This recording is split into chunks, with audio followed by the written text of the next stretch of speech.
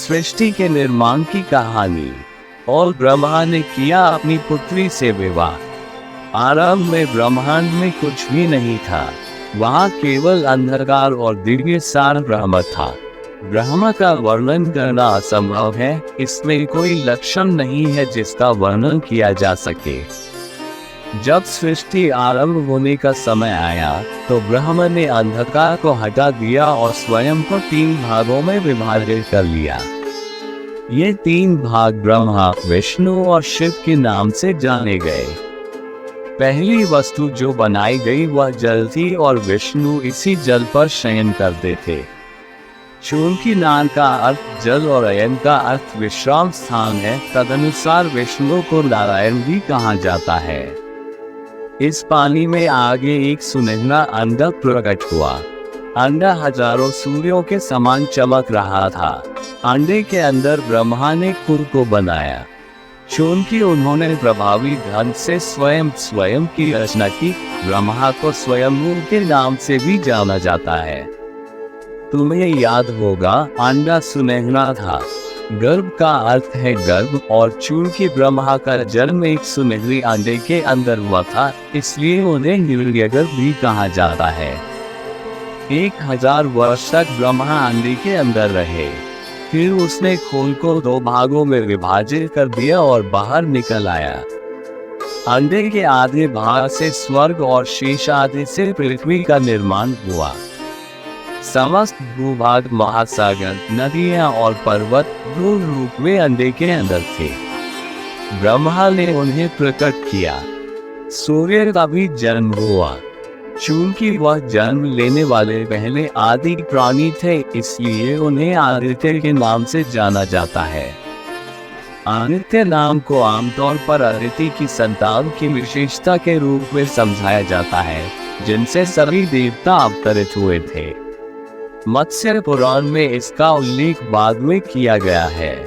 मृत शब्द का अर्थ है मृत। चूंकि सूर्य का जन्म अंडे के मरने से हुआ था, इसलिए सूर्य को मार्तंड के नाम से भी जाना जाता था। उदाहरण के लिए, मार्तंड नाम की एक वैकल्पिक व्याख्या मार्कंडेय पुराण में दी गई है। ये फिर से आदिति और ऋषि कश्यप के पुत्र के रूप में पैदा हुए सूर्य से संबंधित है। ब्रह्मा का पहला कार्य ध्यान करना था। जब वह ध्यान कर रहे थे तब ब्रह्मा के मुख से वेद, पुराण और अन्य शास्त्र पवित्र ग्रंथ निकले। ब्रह्मा के 10 पुत्र भी उत्पन्न हुए। ब्रह्मा की मानसिक शक्तियों से निर्मित वे सभी ऋषि बन गए। उनके नाम थे मरीचि, अत्रि, अंगिरा, पुलस्त्य, पुलह, क्रतु, प्रचिता, वशिष्ठ, भृगु और नारद। अन्य लोग भी थे जिनका जन्म हुआ था। दक्ष का जन्म ब्रह्मा के दाहिने पैर के अंगूठे से हुआ था और उनकी छाती से भगवान धर्म का जन्म हुआ। लेकिन आगे की सृष्टि जारी रखने के लिए यह आवश्यक था कि सृजित प्राणियों के उचित माता और पिता हो। तदनुसार ब्रह्मा ने अपने शरीर से 2 प्राणियों की रचना की। एक पुरुष था और दूसरा महिला थी। पुरुष आधे का नाम स्वयंभू मनु था और महिला का नाम शतरूपा था। अन्य पुराणों में भी यही प्रचलित वृत्तांत है, लेकिन मत्स्य पुराण तुरंत ही इसका खंडन करता है और कहता है कि स्वयंभू मनु शतरूपा और ब्रह्मा के पुत्र थे। शतरूपा को सावित्री, गायत्री, सरस्वती या ब्रह्माणी भी कहा जाता है। चूंकि वह ब्रह्मा के शरीर से उत्पन्न हुई थी, इसलिए वह ब्रह्मा की पुत्री के समान थी। वास्तव में वशिष्ठ और अन्य ऋषि जो ब्रह्मा के पुत्र थे, ने उनका अपनी बहन के रूप में स्वागत किया। लेकिन शतरूपा इतनी सुंदर थी कि ब्रह्मा को उससे प्यार हो गया और वो उससे विवाह करना चाहते थे। शतरूपा ने ब्रह्मा की परिक्रमा की और उनके प्रति अपना सम्मान प्रकट किया। जब वह उसके सामने खड़ी थी, ब्रह्मा ने उसे उसी चेहरे से देखा जो उसके पास था। लेकिन जब वह उनके पीछे जाकर खड़ी हो गई तो ब्रह्मा उन्हें देख नहीं सके। स्पष्ट रूप से ब्रह्मा अपना सिर घुमाना नहीं चाहते थे। इसलिए ब्रह्मा के पहले सिर के पीछे एक और चेहरे वाला एक और सिर उगाया ताकि वह शत्रुपा को देख सके। इसी तरह ब्रह्मा के पहले सिर से एक सिर निकला ताकि वह शत्रुपा को देख सके। इसी तरह एक सिर ब्रह्मा के दाहिनी ओर और दूसरा बाईं ओर हो गया, और जब शत्रुपा उसके ऊपर उठी तो एक सिर भी ऊपर की ओर हो गया। इस प्रकार ब्रह्मा के 5 सिर और 5 चेहरे हुए। ब्रह्मा ने शत्रुपा से विवाह किया और वे 100 वर्षों तक पति पत्नी के रूप में एक साथ रहे। उनके पुत्र का नाम स्वयंभू मनु था। ध्यान रखें कि वैवस्वत मनु विष्णु से इस कथा के प्राप्त करता थे।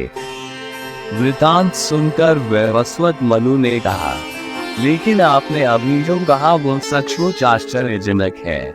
ब्रह्मा ने अपनी ही पुत्री से विवाह कैसे किया होगा?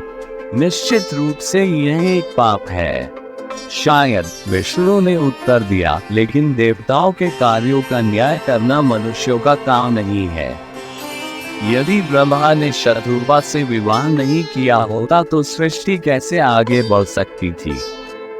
सृष्टि के वृतांत को जारी रखने के लिए ब्रह्मा ने संतकुमार और शिव नामक एक ऋषि की रचना की।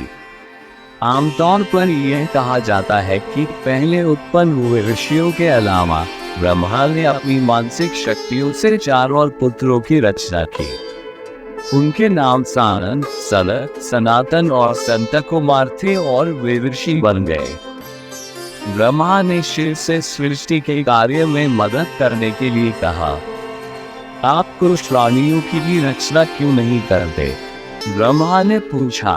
शिव ने आज्ञा मानी और निर्माण करना शुरू कर दिया, लेकिन उन्होंने जितने भी प्राणी बनाए वे दिखने में बिल्कुल उनके जैसे ही थे, अर्थात वे सभी अमर थे। आप क्या कर रहे हो? ब्रह्मा से पूछा। अमर प्राणी मत बनाओ, इसके बजाय नश्वर प्राणी बनाओ। मैं ऐसा करने से इनकार करता हूँ, शिव ने उत्तर दिया। अगर मुझे रचना करनी है तो मैं केवल अमर रचनाएं करूँगा। कृपया तब सृजन न करें, ब्रह्मा ने अनुरोध किया। मैं सृष्टि की देखभाल स्वयं करूँगा। स्वयंभू मनु ने अत्यंत कठिन तपस्या की और अनति नामक पत्नी प्राप्त की।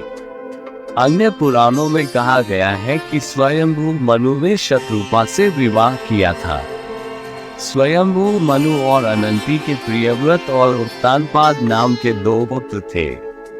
उत्तानपाद से प्राचीन अवराही का अवतरण हुआ।